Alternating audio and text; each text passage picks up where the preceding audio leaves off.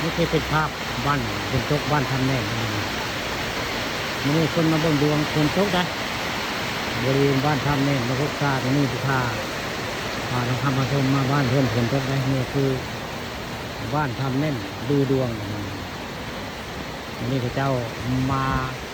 เบิ่งดวงคนตกได้บนเองไฟอยากเบิ่งดวงเบิ่งชะตาและมือไว้ง่ายเลยจ้ะมาเบิ่งได้พี่น้อง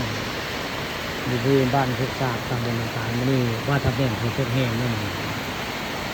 นี่พาบุคคลคนกำลังตกตรงนี้ตอนบ้านมันนี่พาทางคำผสมมาบริเวณบ้านทำเน่นบ้านโคกศาสตร์ตามบนต่างๆได้เบิ่งเทียนเล่มเดียวพี่น้องทำเน่น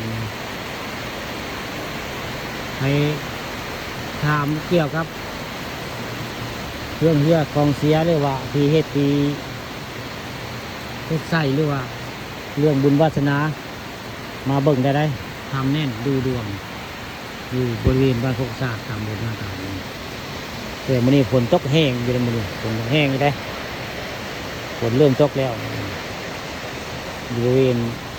บ้านโคกศาสตร์ตำบลนาตาท่าตอนทำผสมนี่มาเฮือนพ้นฝนตกแล้วมื้อนี้อยู่บริเวณนั้นใกล้ต้นมะลำไยใหญ่อยู่นี่สัญลักษณ์คนมีปีที่โทษได้อันทำเน่นเบิ่งดวงคนเมื่อคนมาอยู่บ่ยากได้เดี๋ยวคนกับเมื่อเดี๋ยวคนกับมาได้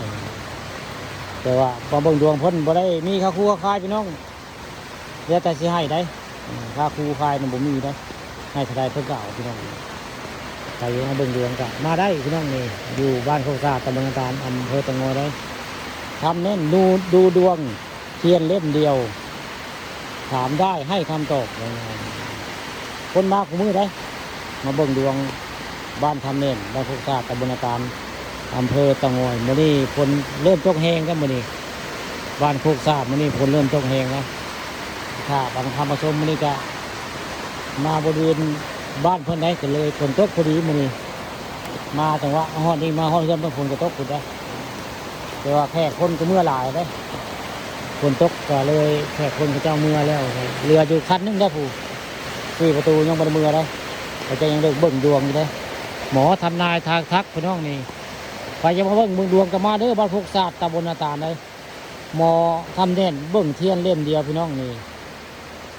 ใครเชื่อถือว่าสิ่งลี้ลับมีจริงกะมาเบิ่งได้ทำแน่นเบิ่งดวงด้วยเทียนเล่มเดียวเบิ่งให้ทุกวันนะนี่แหละคือบ้านทำแน่นมีสัญลักษณ์ต้นลำไยมีปีพี่น้อง